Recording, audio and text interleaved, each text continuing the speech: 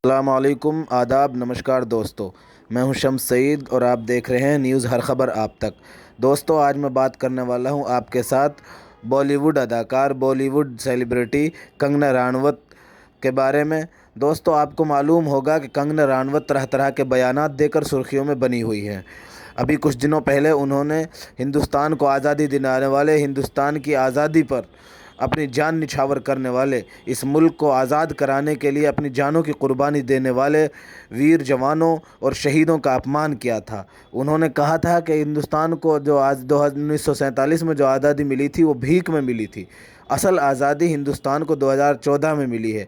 उनका कहने का मतलब था कि असल आज़ादी जो नरेंद्र मोदी ने और भाजपा सरकार जब 2014 में आई है तो उन्होंने दिलाई है। इस तरह के उल्टे सीधे बयानात, बेसर व पैर की बातें करने में आजकल वो बहुत आगे हैं। दोस्तों, आपको मालूम होगा कि उन्होंने किसानों को लेकर भी तरह तरह के बयानात दिए थे। अभी हाल ही में मोदी जी ने तीनों कृषि कानूनों को वापस ले लिया है, जिसकी वजह से वो कंगना राणावत ने फिर तरह तरह की बयानबाजी शुरू कर दी है। दोस्तों, उससे पहले हम आपके साथ बात करते हैं। कंगना राणावत को लेकर एक वीडियो सामने आया है जिसमें किसानों ने उनके मुंह पर कालिक पोती है और गोबर खिलाया है।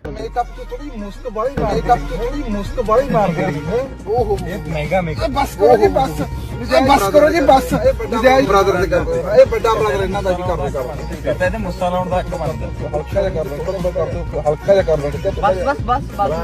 ਬਸ ਤੇ ਆਪਣਾ ਰਹਿ ਗਿਆ ਟਰੈਕਟਰ ਆਪਣਾ ਇਹ ਟੇਸਟ ਕਰਾ ਥੋੜਾ ਹੈ ਪੈਰੀ ਖੋਲਦੀ ਯਾਰ ਕਮਾਲ ਹੀ ਕਰਦੇ ਬਹੁਤ ਜ਼ਿਆਦਾ ਕੰਮ ਕਰਨਾ ਹੁੰਦਾ ਯਾਰ। ਹਜੇ ਬਹੁਤ ਚਮਚੇ ਵਾਲੇ ਚਮਚੇ ਤਾਂ ਰਹਿ ਗਏ ਯਾਰ, ਹਜੇ ਬਾਬੇ ਵਾਲੇ ਚਮਚੇ ਤਾਂ ਰਹਿ ਗਏ ਯਾਰ। ਭਰ ਕਿੰਨੀਆਂ ਕੇ ਫੋਟੋ ਬਣਾ ਸਾਰਾ ਭੁੱਖਾ ਹੋਰ ਆ ਕੇ ਵਾਲੇ ਚਮਚੇ ਨਿਕਲੀ ਜਾਂਦੇ ਨੇ, ਹੋਰ ਆ ਕੇ ਭੈਣਾਂ ਵਿਰਾਟ ਕੋਹਲੀ ਵਰਗੀ ਵੀ ਆ ਗਈ, ਹੋਰ ਆ ਕੇ ਦੇ ਵਿੱਚ ਦੱਸੋ ਕਿਹੜੇ, ਬਾਕੀ ਤੁਸੀਂ ਕਮੈਂਟਾਂ ਦੇ ਵਿੱਚ ਦੱਸੋ ਕਿਹੜੇ ਕਿਹੜੇ ਚਮਚੇ ਨੇ ਹੋਰ ਯਾਰ। ਇਹਦੇ ਵੀ ਕਰਦੇ ਯਾਰ, ਇਹਦੇ ਵੀ ਕਰਦੇ ਮੁਸਤਾ ਪਹਿਲੀ ਨੇ ਦਾੜੀ ਲਾ ਇਹਦੇ ਸਮਾਰ ਕੇ ਕੰਮ ਕਰਨਾ, ਇਹਦੇ ਸਮਾਰ ਕੇ ਕੰਮ करना। तो दोस्तों, आपने वीडियो को देखा तो आपको पता चला होगा कि किस तरह से किसान भाई काले कानूनों, कृषि कानूनों के वापसी के बाद किस तरह से कंगना, अजय देवगन, अक्षय कुमार और यहाँ तक कि क्रिकेट के भगवान कहे जाने वाले सचिन तेंदुलकर के मुंह पर गोबर पोत रहे हैं। दोस्तों, गोबर खिला रहे हैं।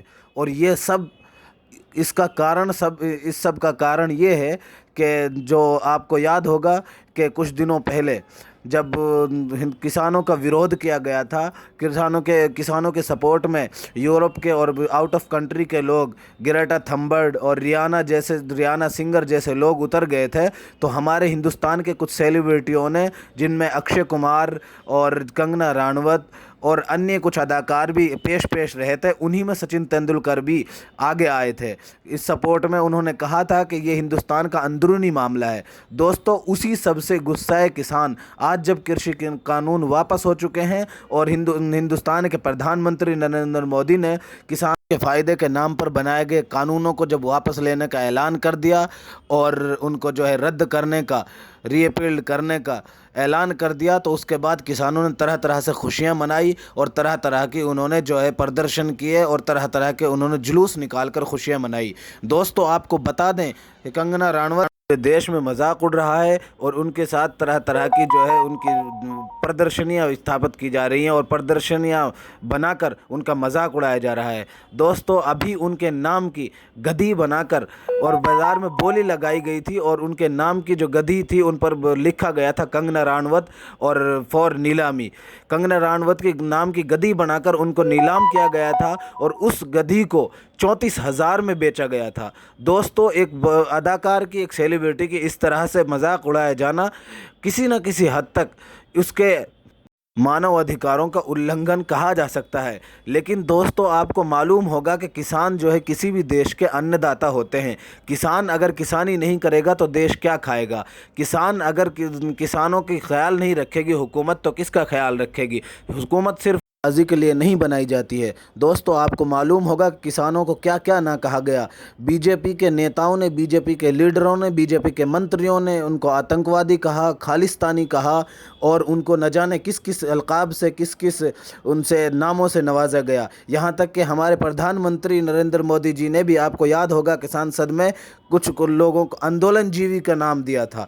दोस्तों, लेकिन किसानों की जद्दोजहद और मेहनत और मुसलसल उनकी जो मशक्क़तें और उन्होंने परेशानियां जो उठाई वो रंग लाई, और ये आखिरकार हुकूमत जो है किसानों के सामने घुटने टेकने पर मजबूर हो गई, और हुकूमत को उन काले कानूनों को और कृषि के लिए बनाए गए जो कृषि के नाम पर बनाए गए उन कानूनों को वापस लेना पड़ा, और हुकूमत को जो है किसानों के सामने हार माननी पड़ी।